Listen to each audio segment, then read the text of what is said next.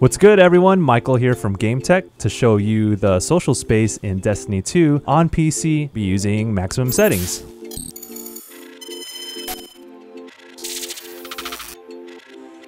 And I am joined by our video producer, Emily Conti. Hello.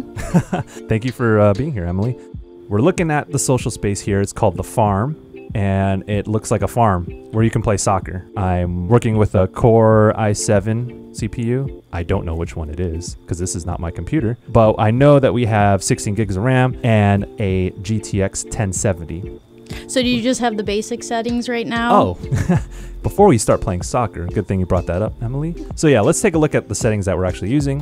What does it mean to have max settings? Well, kind of cheated here, so I'll show you what I'm doing. So yeah, we have a 1080p monitor right here. We're not doing 4K. So you have a couple presets, low to highest. This is basically what the highest sets for you.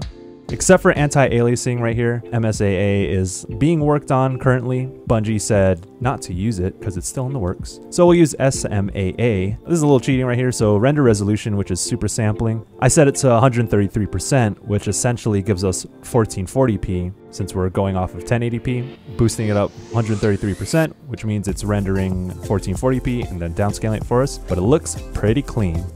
And what does SMAA stand for again? Sub-pixel morphological anti-aliasing. It's kind of a balance between full-on anti-aliasing where it detects the edges of all these objects and kind of gets rid of the aliasing. Some of the faster techniques that don't take as much from your hardware. It looks nice. It's not the greatest method, but it helps.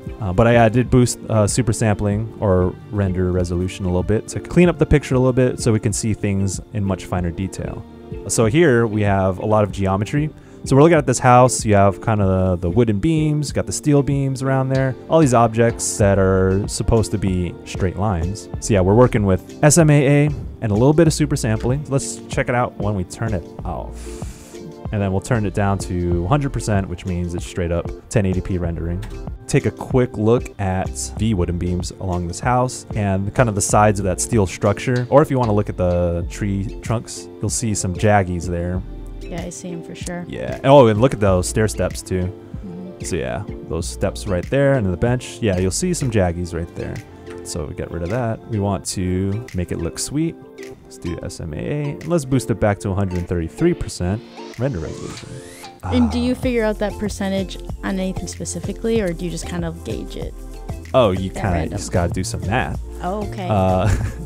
The 1080p resolution, if you boost that up, it's roughly 1440. Well, that's kind of how I'm calculating that. Because if you boost it all the way up to 200%, doubling the pixel count both horizontally and vertically, which means there's 4 times the amount of pixels, which gets you roughly what 4K would look like. I do see some screen tearing every so often. Oh yeah. We got the uncapped frame rate, and we're not using VSync, and we're not using a G-Sync monitor. So you're gonna get some screen tearing, but it's not game breaking. I'd much rather have VSync off with an uncapped frame rate. Now, does changing shadow effects, is that graphically demanding on your PC? Yes. When you look in a graphics menu, you see a lot of, texture quality, shadow quality, lighting quality, like all these simple quality terms. But in terms of how demanding something is, shadow quality tends to be the most demanding out of all of them. So it could be beneficial if you want to turn that down a notch to medium. You'll probably get a couple extra frames per second. Is it because it's adding more pixels, or do you know why? I could probably get this wrong very easily, but I believe it's that your computer doesn't have to calculate shadows as accurately. So the shadow is essentially rendered at a lower res. If your computer doesn't have to calculate as much detail, less demanding. Yeah. So I found a nice windmill shadow here. It looks very undetailed. Oh, look how fine that is. Ooh, yeah. Beautiful. See? That's why you'd want shadow quality as high as possible. Oh, look at that guy's shadow. See, it looks really nice. You can see all the fine detail. Speaking of fine details, let's take a look at texture, take a hard look at that grass. It looks a little flat, and let's bump it up. It's hard to tell, which means that it's okay if you play on lower settings.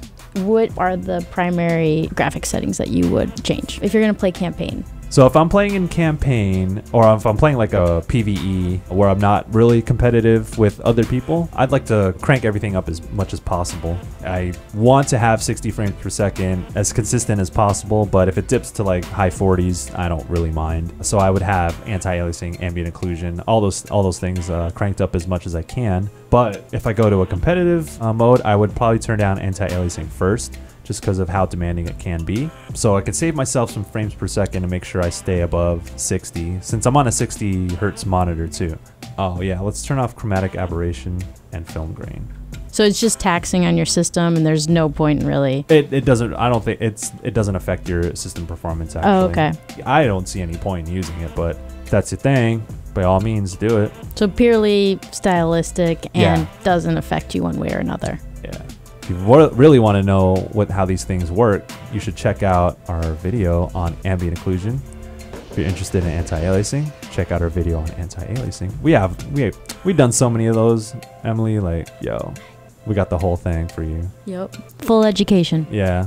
We hand out college degrees and everything. No, we don't. Don't lie on videos, man. So normally when you go into the menu, you won't see 3D as an option. It's exclusively a Destiny 2 feature. This is the first time I've seen it as that. Okay. So I don't know if it's like proprietary tech that's exclusive to either Nvidia or Bungie or anything. But it is the first time I've seen it as the name of the option. Let's check out this ambient occlusion real quick. Nightmare. And let's bump this up to the 3D setting. Oh. So yeah, if you look under that box right here, this box, you'll get a little bit more detail around the edges, as if it's... what's up, man? Oh, thanks. Yeah, you'll get a little bit more detail as, like, you'll get darker areas where light shouldn't be, so it'll look more realistic. Sometimes that stuff's not tied to the shadow setting. And then with Mech Settings, you haven't really seen a big performance issue, right? You only saw maybe the difference of a couple frames per second. Yeah, the social space is a lot bigger. It's a lot more expansive. We might get frame dips. Again, I'm using super sampling, SMAA, but that's to be expected.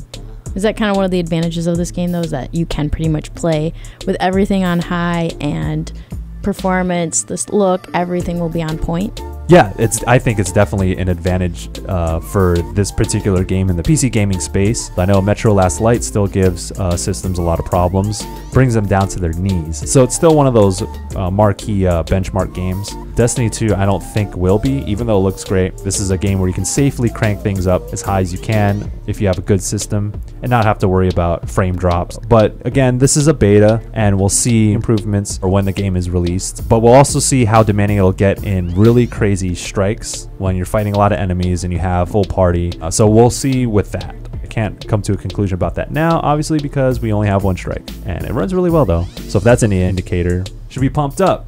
Yeah, this game looks amazing. Well, thank you so much for explaining all those settings. I feel like I'm ready to jump into this beta. Look at that texture quality, huh? Nice. If you want to see more from GameSpot, please subscribe to our channel. It's so dope. We have a lot of great content. A lot of the things I explain here have been explained in previous videos. Please check those out on our channel. Thanks for watching. See you next time.